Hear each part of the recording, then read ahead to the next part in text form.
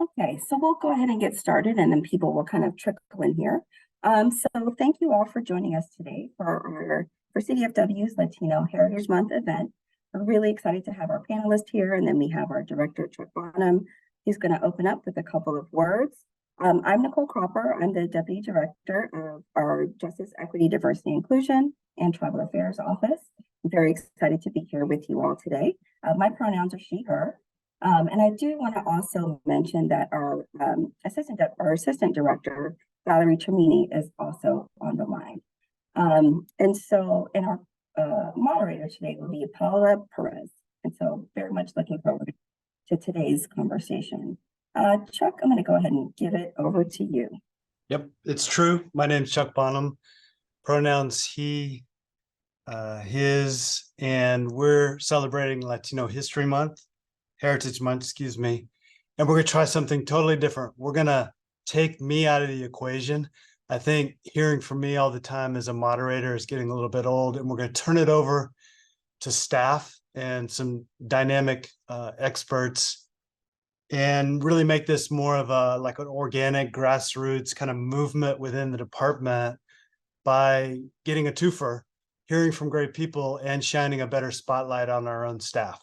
So I think that's the theory here, and I think it's the right way to go.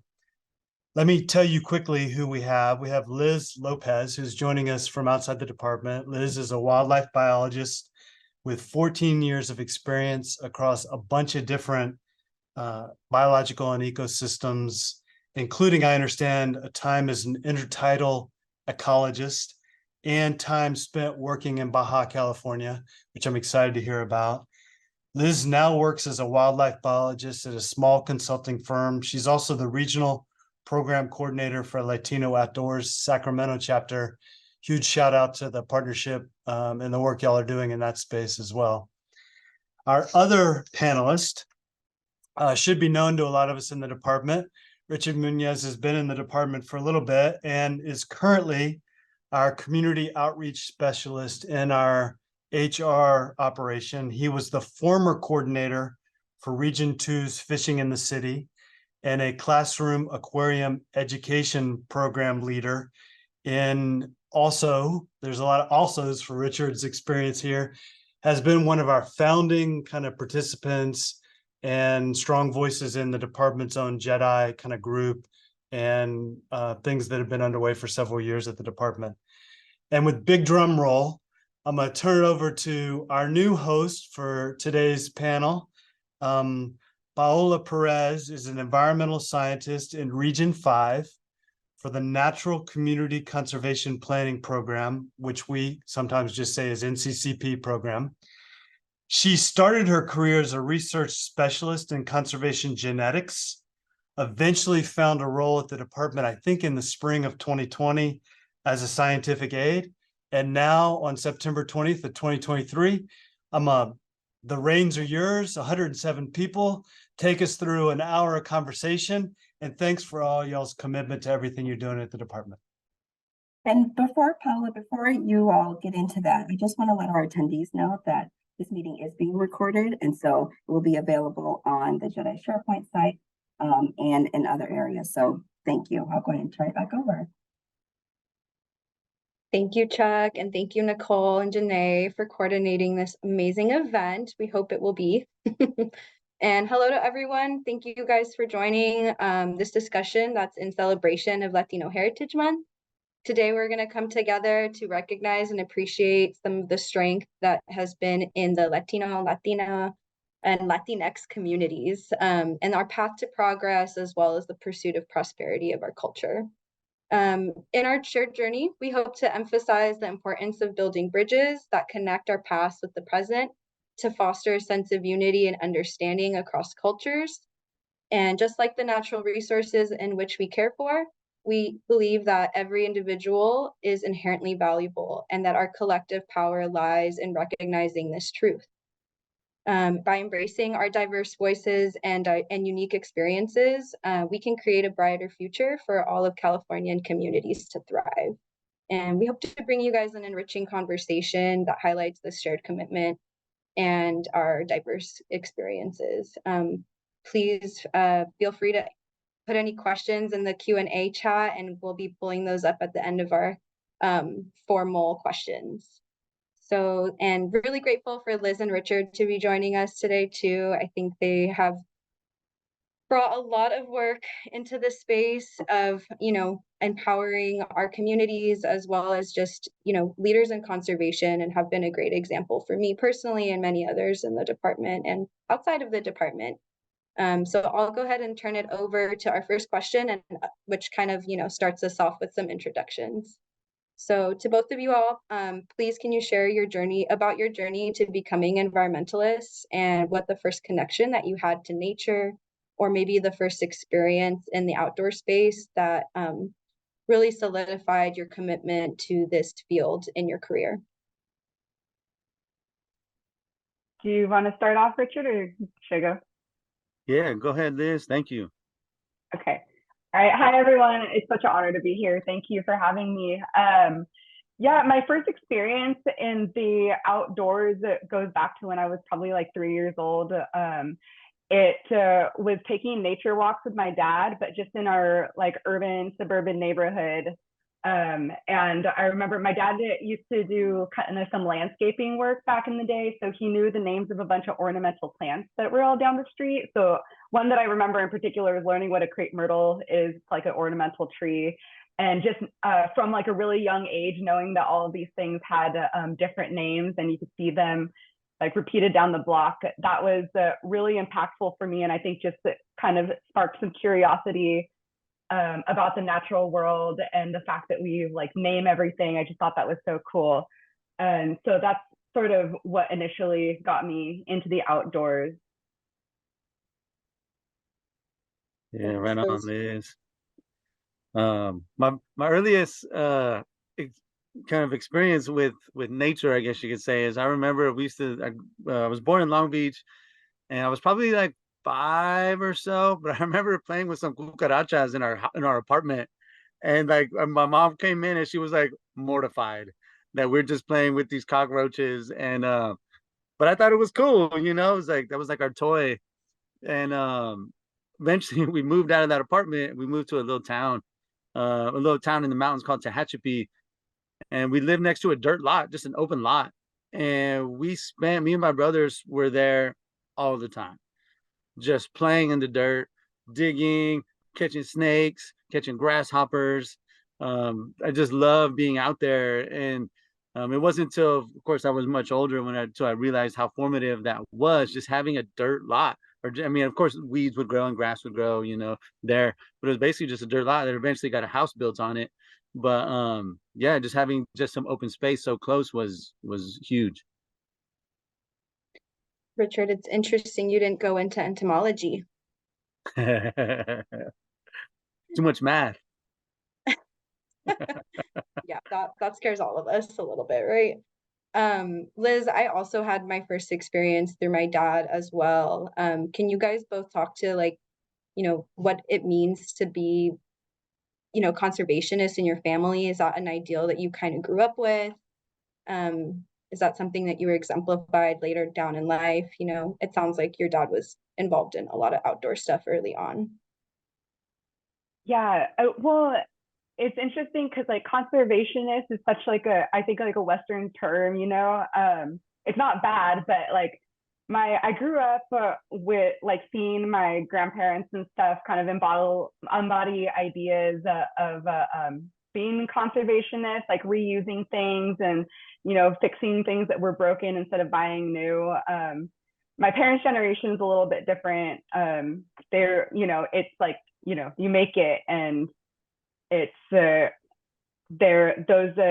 aspects like reusing and stuff isn't embodied as much. But yeah, my dad, he always used to tell me that if he could do any career that wasn't what he ended up going into, he would have been a biologist. So that had a really big impact on me. But besides that, I think just seeing like modeled conservationist behaviors, but that were like brought over from Mexico and my family.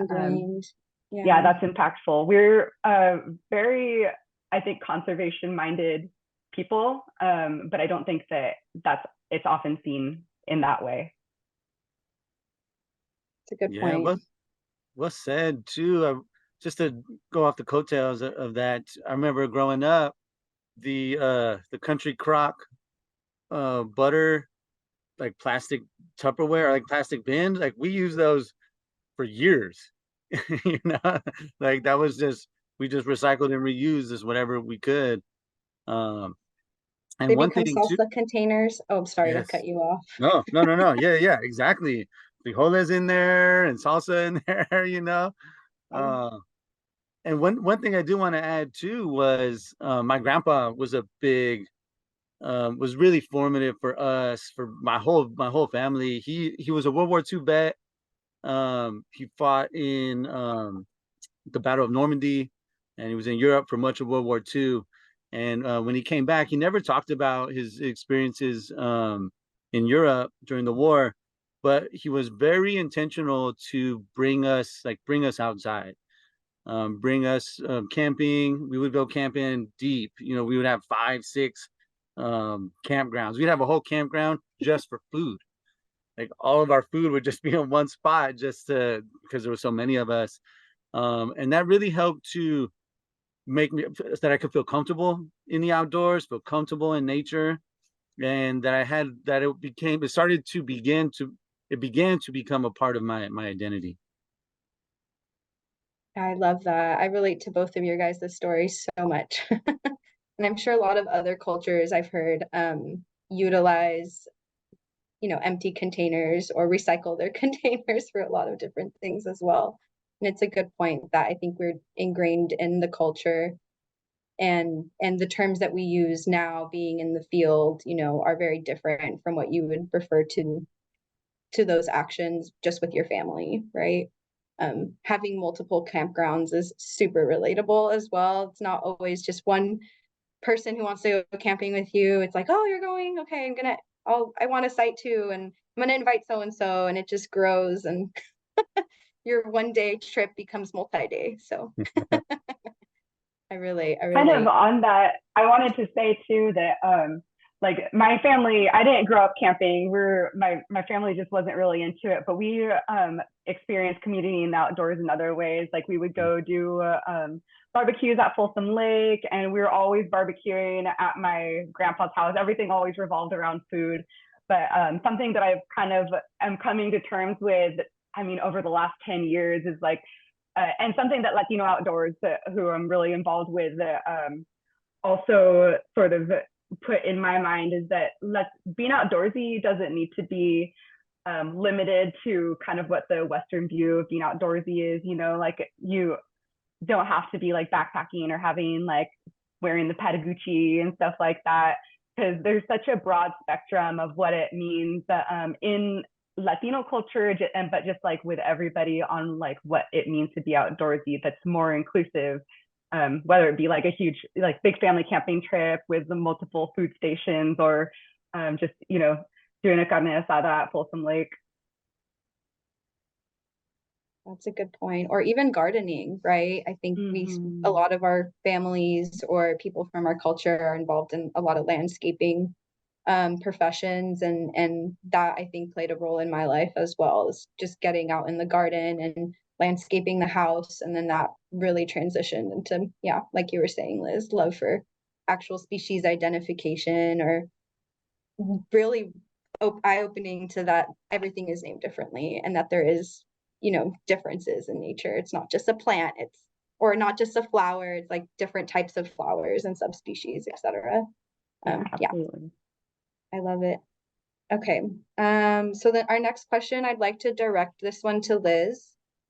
But Richard, if things pop up for you, please feel free to share as well.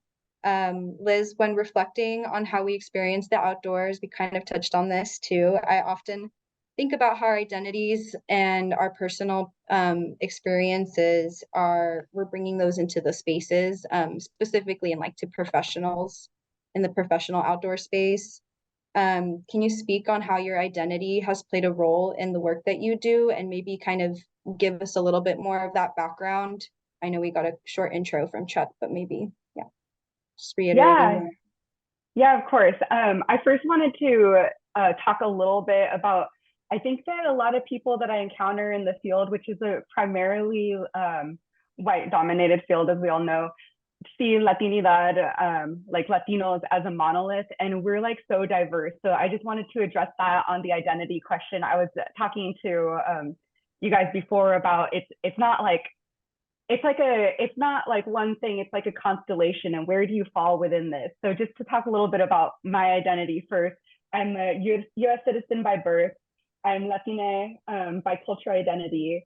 I'm Chicana by social political identity, and I'm Hispanic via the census count. That's something that I got from a friend, Jose, but I just think it's important to point out that there's like, those are just, 5 groups where there's all this variety. I primarily identify as Chicana because I think it's just in the United States, I can't be Mexican. I'm not Mexican enough to be Mexican. I'm not American enough to be American. Doesn't really matter how long your family's been here. I still got the brown skin and I love it, but that's just the way that it is. So I found that being a Chicana kind of gives me the space to be able to be who I am without as much judgment, I guess. How that shows up for me in the field, I think that there's positives and negatives. Some of the things that I see as positive is that as the Chicana, community is really important to me. That kind of like what we just talked about, like having community around outdoor spaces, kind of having each other's backs and stuff like that. I think that that's like a really big part of my identity as a Chicana.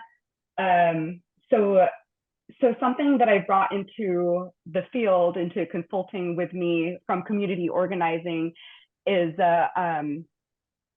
basically like to work together toward a specific cause, you need to be unified.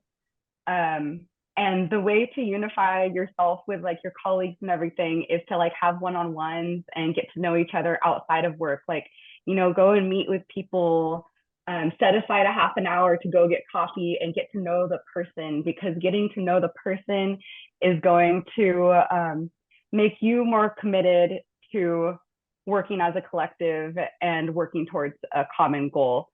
So yeah, I think it's something that a community organizer who I consider a mentor really pounded into us. And I think it's really important that we take that from community organizing into the field.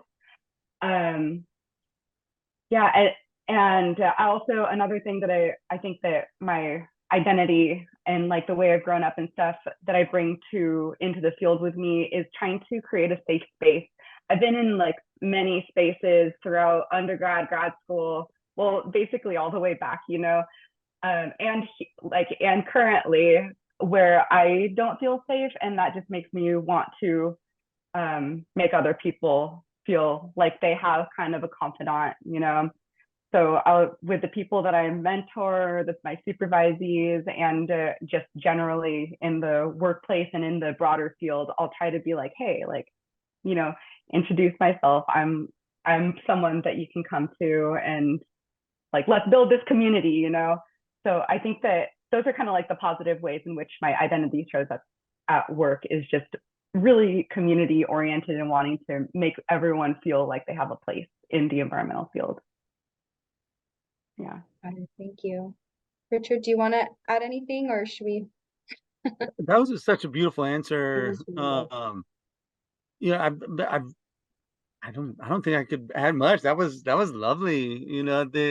The thought that, and well, the thought that our identity is connected to, or I should say Liz, but I feel the same way.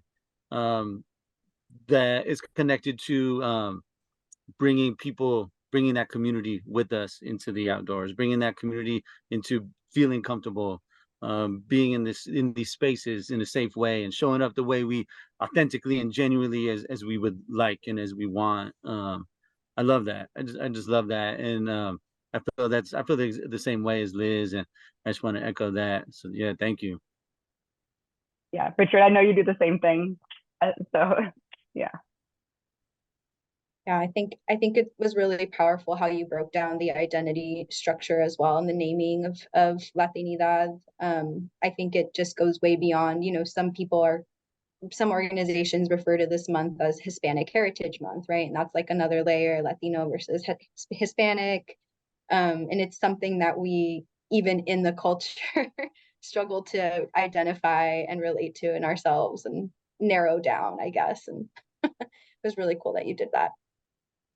And then I agree. Just both of you are very community minded, and building relationships one-on-one has been a huge part of your roles in this field, and how you're able to curate those safe spaces or just encourage younger professionals or youth to also just take up that space and be confident in the work that we're doing. I really like the responses. For the next question, Richard, oftentimes in the work that we do with the department, we struggle, but we seek to find a balance between conservation of both species and habitats with the increasing recognition of need for recreational access across all communities. What are some of the challenges that maybe you have faced or that you've noticed Latino majority communities have faced in gaining access to this recreational opportunity or just open space in general? Yeah, that's a weighty question. So I'm gonna, I'll do my best here. And I kind of want to turn this to us as, or to CDFW, to consider the in this response. I think we as an agency wield a massive amount of power in how we oversee and manage fish and wildlife populations in their habitats. And as we kind of go about our day-to-day business, it's very easy to forget that, and that the impacts of what we do on a day-to-day basis have impacts on communities all across California. So that in that sense, there's a massive amount of power that just is that is in governing those resources that was given to this department. And it's important to be extremely mindful of that and aware of that as we do our day-to-day work. And with that, I want to add this concept that I didn't come up with this, but it's this idea that nothing about us without us. And it's this philosophy that I think can be applied to all communities, not just Latinos, but all communities across California, because what we do, since we wield so much power, has impacts to all these communities. And if we aren't doing meaningful engagement with these communities, to hear their voices on decisions that we make that impact them, we're not doing what we're supposed to be doing as this agency, and we're not doing a good job, and we need to do a little bit better. One story I'll share, and I'll try to be brief about it, is we've done kind of a research project, an equity project about trout stocking allocations in Region 2, and we looking at the data, we observed a racial disparity. And I was talking to a colleague, Katie, shout out to Katie, in our HR unit. I was sharing this research with her, and she was telling me, as I was sharing her about this disparity and about how we ended up closing a warm water hatchery that we had in the late 80s. And she is from Southern California as well. And as I was telling her this story and some of the reasons that we could gather how this racial disparity developed. And she was sharing how she used to fish for catfish all the time when she was young. And as those opportunities, as kind of investments by the department shifted, she was sharing with me that her opportunities to fish for catfish nearby her house also went away as she grew up. So it was just a really heavy hitting story, you know, we kind of have this like global, there's like large scale, you know, bird's eye view of some of the work that we do. And to hear how a decision to close a hatchery had an impact on an individual that limited their, as a young child, limited her ability to fish and recreate in this way. I thought it was just really powerful.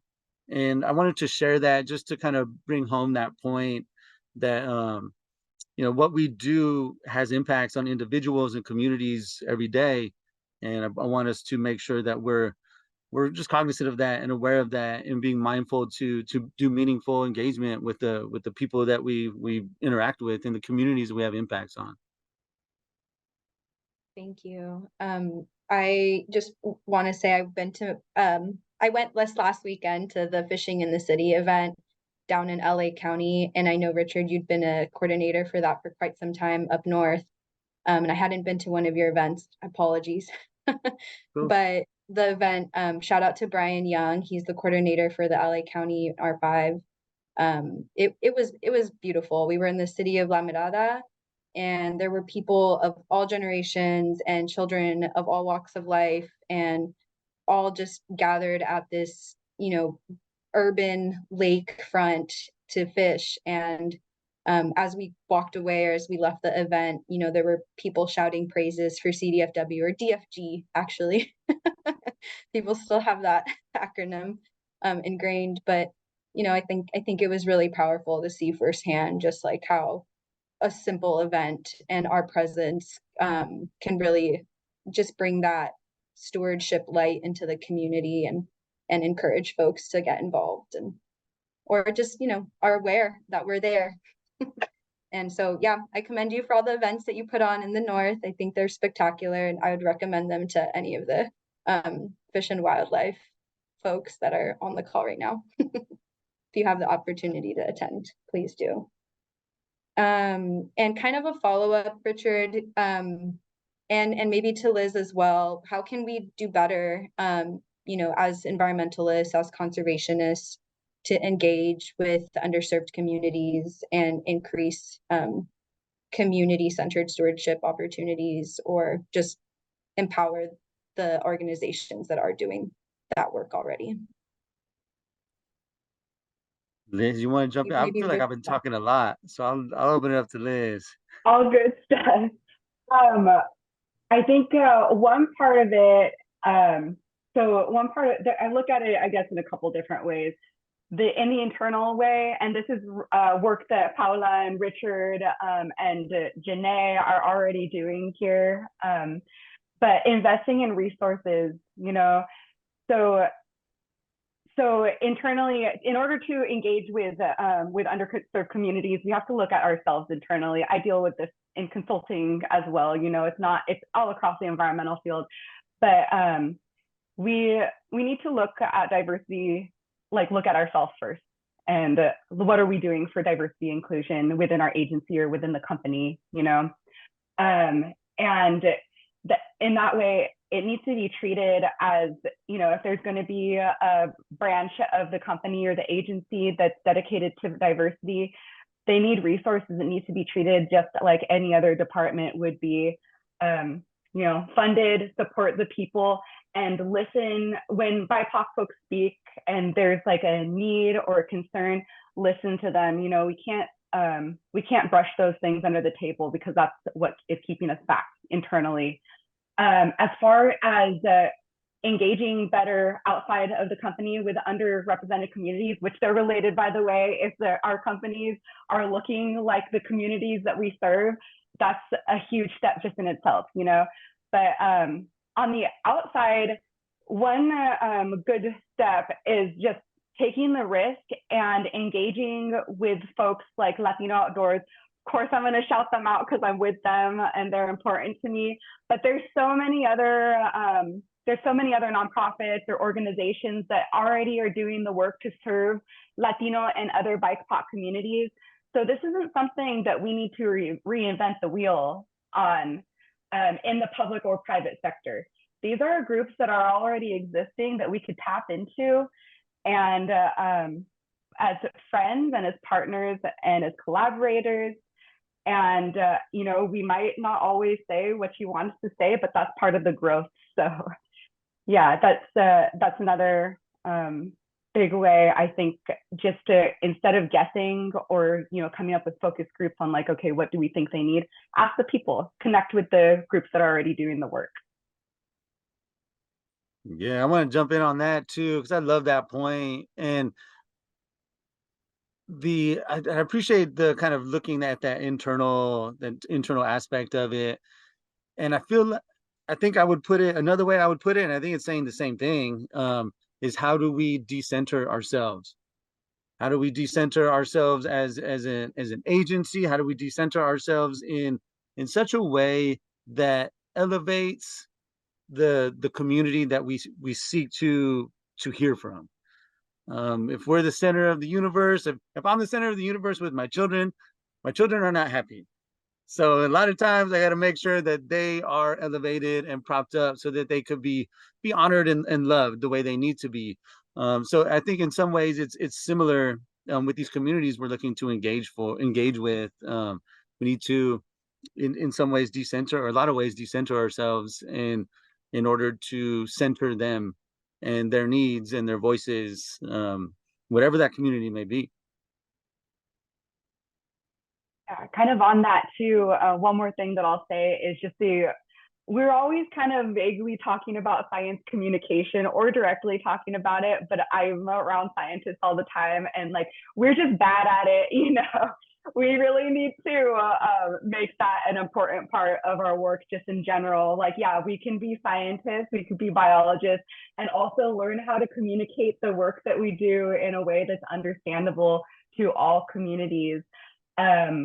Yeah, I was talking with Richard earlier, and something that he brought up was that just because we're not hearing from communities doesn't mean that they don't want to be involved. And maybe, I don't know, Richard, you could say probably more about that, but it's just sometimes they don't have they're not accessing the information that we have because we're not putting it in pipelines where they're going to receive it. And also it's the way that we disseminate our information sometimes is just not accessible to the public. So, you know, I think that's kind of science communication is seen sort of as a soft skill, but I can't overemphasize how important that is to involve the communities that we're saying we want to involve, you know?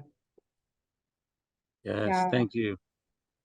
Yeah, that's such a major point, I think, for the work that I do as well, is just how do we get information access to all of Californians? You know, I think that's a limitation of our, I don't know, technology, or just, you know, I can't even say that now faithfully because technology is like boom, boom, boom, you know. But yeah, we need to emphasize like creating accessible documentation and information and signage in other languages. I think we're at a point now where we know we should be doing that. Okay. So one of the second to last questions for our panel, what are your thoughts on the current Latino or Latina, Latinx representation within the environmental field? And just how can we work to increase that? I think we've already slightly spoken on that as well, but if there's any other thoughts on that subject?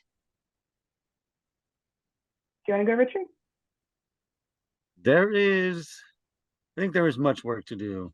I'll say that, and it's exciting. It's exciting to do that work because there's so much growth, there's so much opportunity and I think this goes back to what Liz shared earlier, that just because the candidate pool may not look very diverse or seem very diverse at this point, that does not mean that there aren't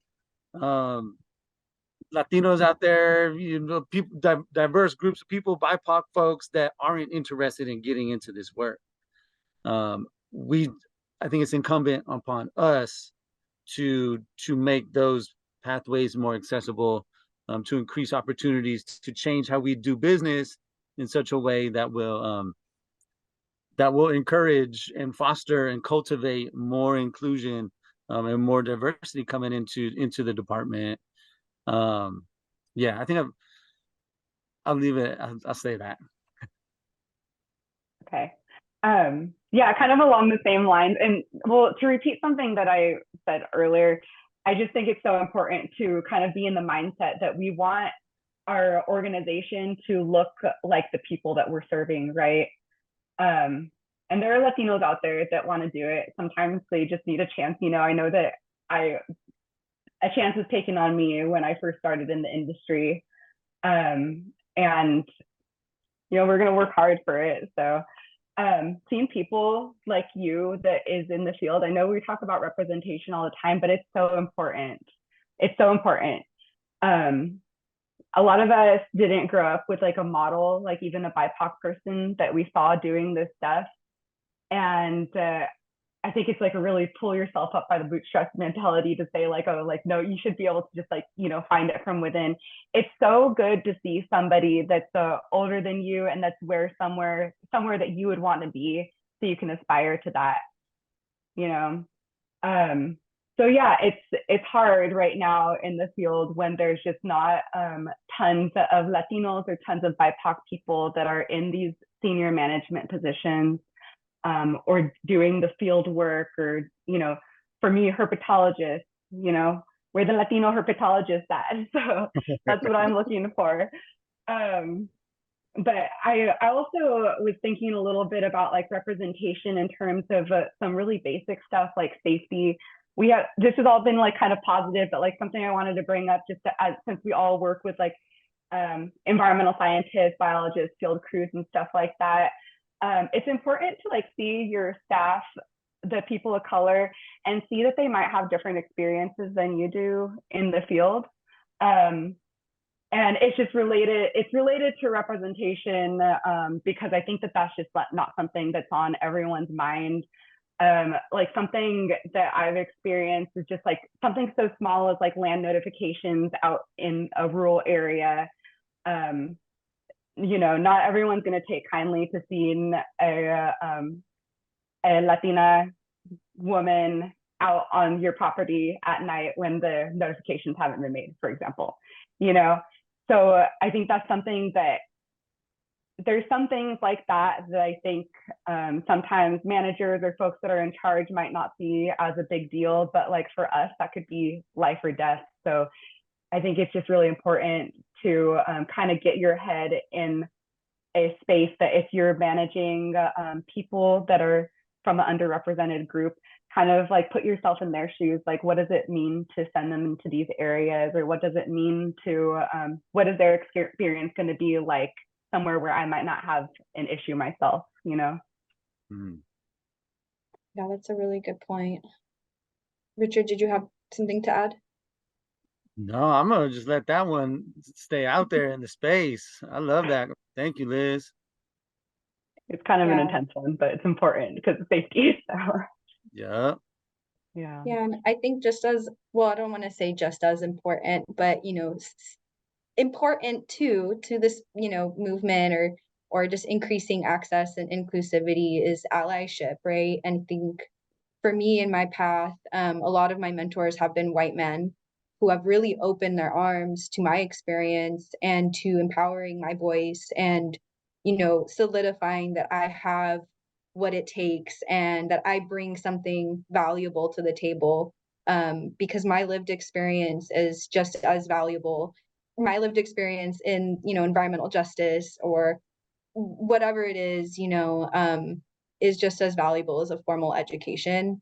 And I think sometimes we don't think about, people who are on non-traditional paths and in this field and who aren't represented, outside of even our culture too. And I think it's just really big for people to open up their mentorship lanes and include other folks, and allow people to have their voice heard. And really actually mean it and grow with them and, support what they're trying to get out there. Yeah, I think that's really huge. Totally. When you open your arms to people, a lot of times they're open back. So just across the board, making yourself available as a mentor and also finding a good supportive mentor, super important.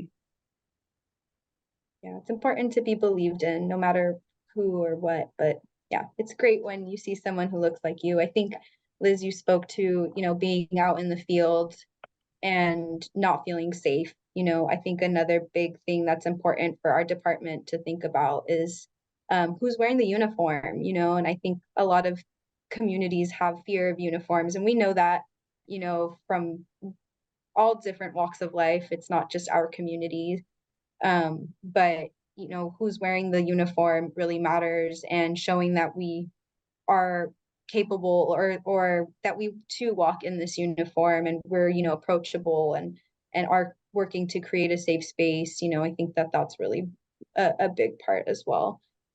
Richard, you've worn a uniform before. I haven't. How does that change people's perception, or how do you feel? Oh, Yeah. wow, that's a great question.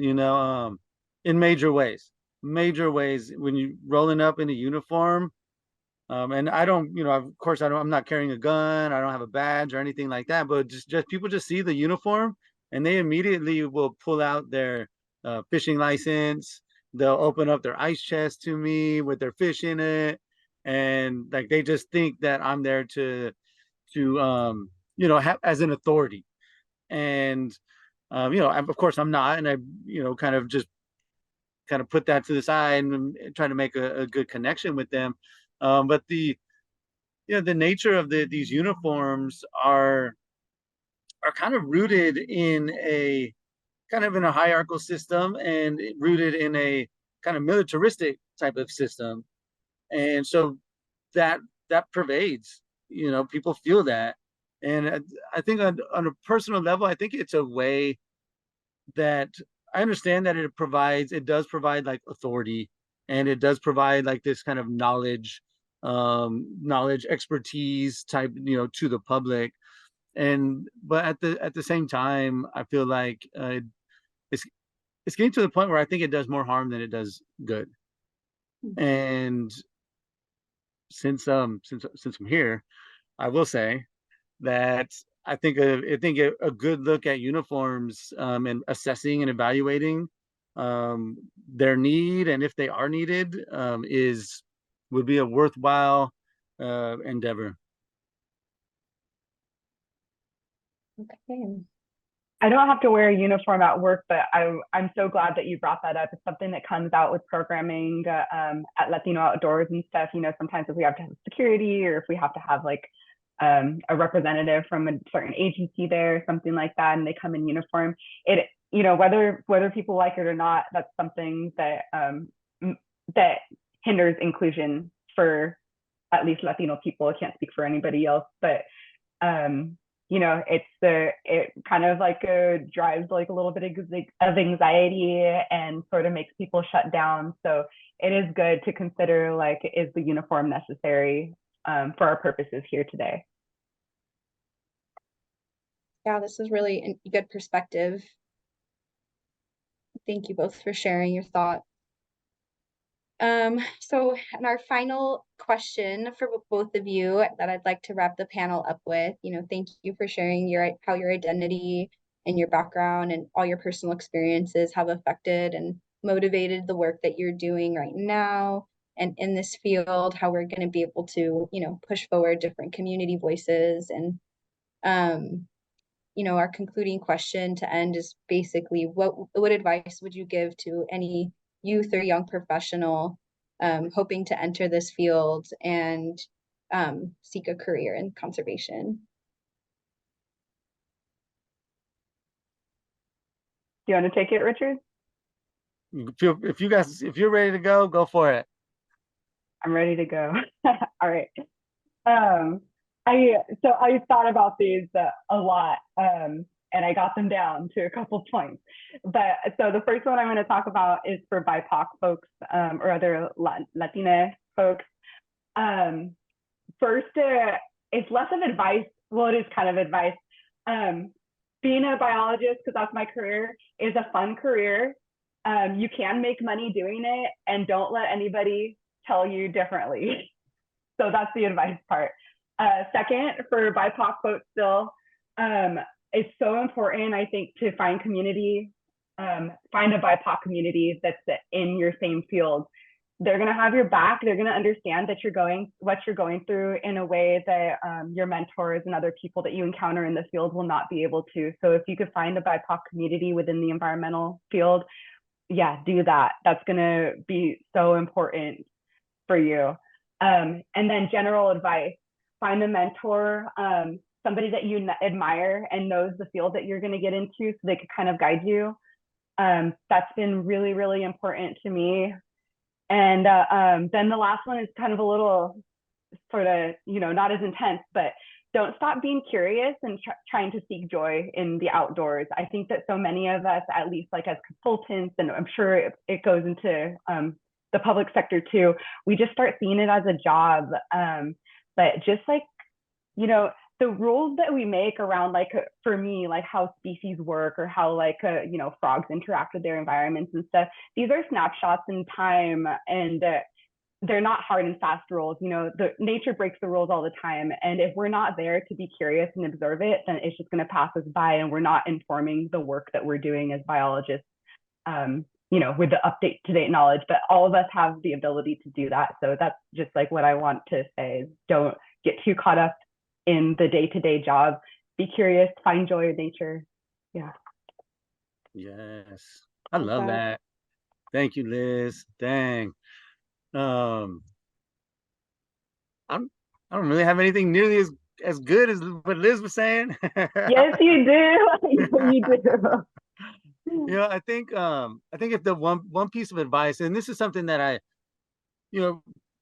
being Latino, growing up Latino, the experiences as we go, it's very easy. And I know I've done this, and I'm as an adult trying to work through it, but we begin to internalize the opinions, the things that we've the discriminations that we've experienced. They can be internalized, and I know that is something that has happened with me, that I've experienced that, and trying to as an adult work through that, trying to combat those things, and kind of adjust that in my life.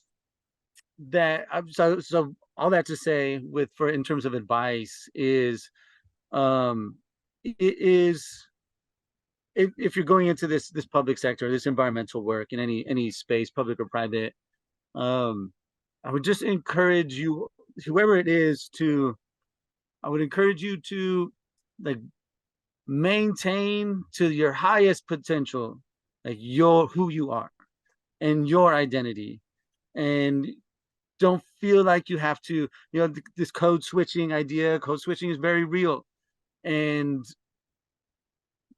code switching so much. And I guess I should explain that, code switching, feeling like you talk differently based upon the people that you're around. So with one group, you would talk a certain kind of way, like with my family, with familia, I talk a certain kind of way. And when I'm in a professional kind of fish and wildlife setting, I'm going to talk a different way. And it's really easy to kind of lose oneself in doing that so consistently. And if you end up in one space longer than other, you kind of it could be easy to get lost in this kind of in internalizing who you think you're supposed to be in order to assimilate or have success, or thrive in this professional setting. So I guess all that to say, I'm kind of rambling now, but all that to say is, you hold on to that identity of who you are, and stick with that. Don't let it be, just hold on to that firmly, and remain steadfast in that. It's a strength, it's a asset, it's beautiful, and that'd be my advice. Yeah, thank you, Richard. That kind of answers like my personal question to you all, was just like, as professionals, how do you deal with imposter syndrome, and just how do you cope and overcome that? I think what you're saying is, have a lot of resilience in your identity, and Liz, what you were saying is like, finding joy in the outdoor space, because that's initially what brings you into this work, right? And I think that helps solidify that authentic leadership. But yeah, just any other resources or avenues that you would recommend to kind of combat that?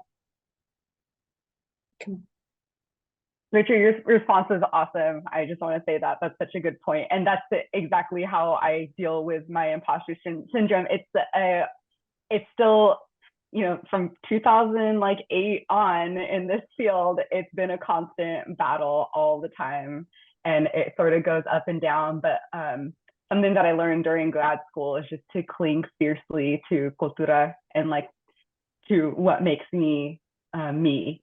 And that's something special about, you know, to all you beautiful Latino people out there too, and BIPOC folks, part of what makes us super special, you know? So I just hold on to that, and it's kind of like my little secret power. And I think that Richard, so you said it differently, but I think that's kind of what you're getting at too. So Yeah, thank you. I love it. And I want to take a minute here. Paula, you're doing wonderful. Thank you. Keep it up. yes, amen. Thank you both for sharing your perspective. I have one or so questions from the, I think it's just one question from the attendees that we can try to answer in the next few minutes. How can we foster and build bridges between Latinx and Native American struggles? So, you know, acknowledging that indigeneity within our culture. Is that something that you all, you know, how do you even approach that? No, it's a big question. It's a big question, and maybe this sounds kind of, is there if I jump in, Liz? Yeah, of course. And this may sound trite, but I think it's still true, is our love for people, so much so that we would esteem them, so much so we would seek them out wherever they are, so much so that if we don't hear from them, we keep calling until we hear from them. Like just a love for people, and a love for, again, for the environment and the nature in which we steward and oversee. Those things are very much connected, because if we want someone to be involved and build a bridge with the community regarding where we stock fish, for example, we gotta really appreciate and have some love for these fish, and we got to make sure that we have love for these people in the community, because we want to hear from them. And those two are, that, like I said, it may sound trite, but I think it's true. And on my end, this is something that I think about a lot into the context of Latino Outdoors and creating programming that's inclusive, especially considering that all of my programming for Latino Outdoors and all the work that that you guys do through CDFW and all the work that I do in the private sector is all on Native land. So that's you know, one of many reasons why Native people need to be in the conversation, because literally all the work that we do, all of us, is on Native land.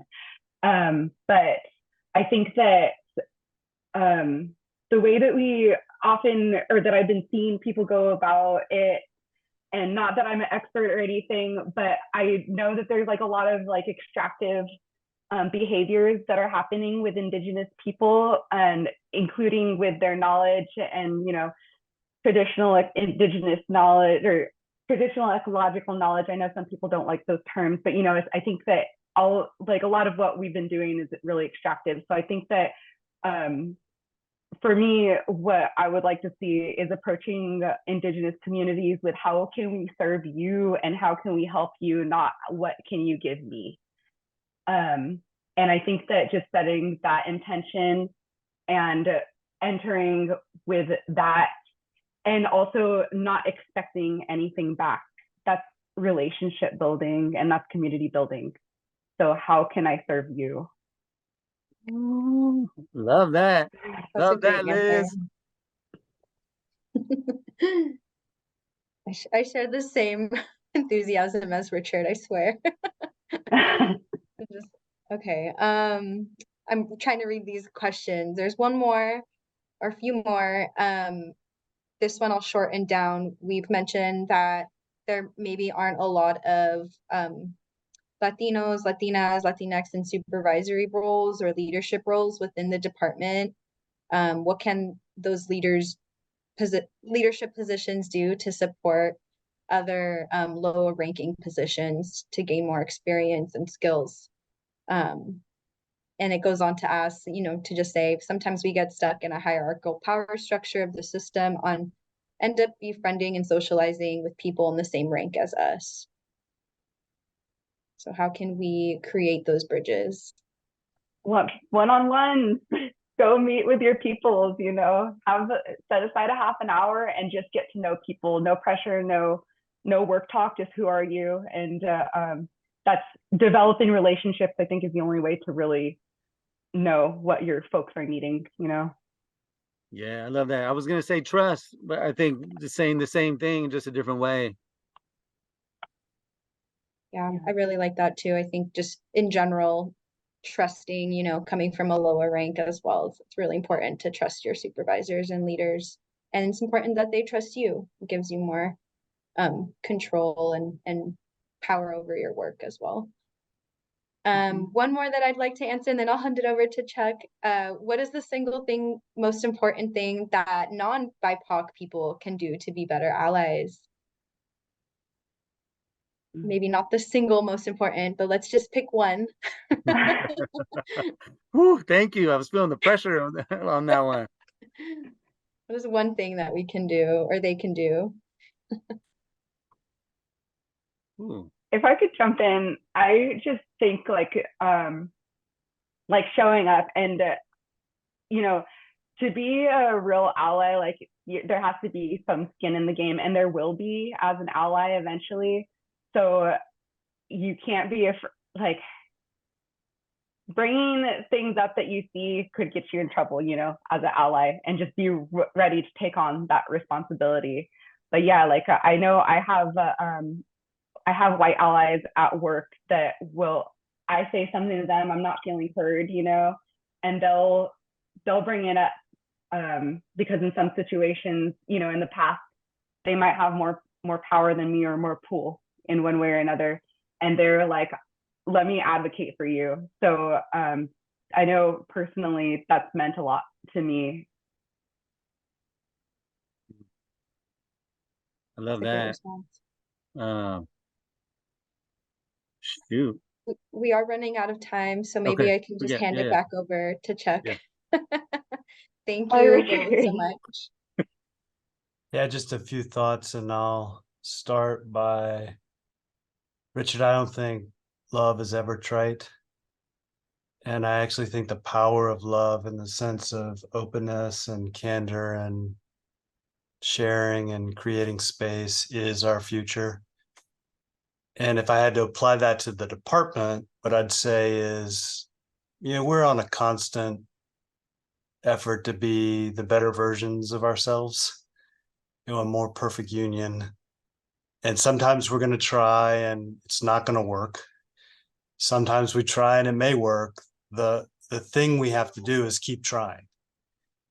And I'm aware of some of the work y'all been doing on the fish planting, and that's an example of being willing to look at ourselves, try to understand what it may mean, and then try something different. And what I would say right now is y'all, the three of y'all are awesome. Paula, you have a new gig if you want it. You can take over the speaker series because you did, the dynamic. And I'm just super thankful. However you've done it, you've forged the identities that are uniquely yours, and you bring them to this. You've shared your identities with us, and make no mistake, each of you brings so much value to us. We're just really thankful you'd spend the hour. And for Paola and Richard at the department, committing your professional life to this institution means a lot to me. So thank you.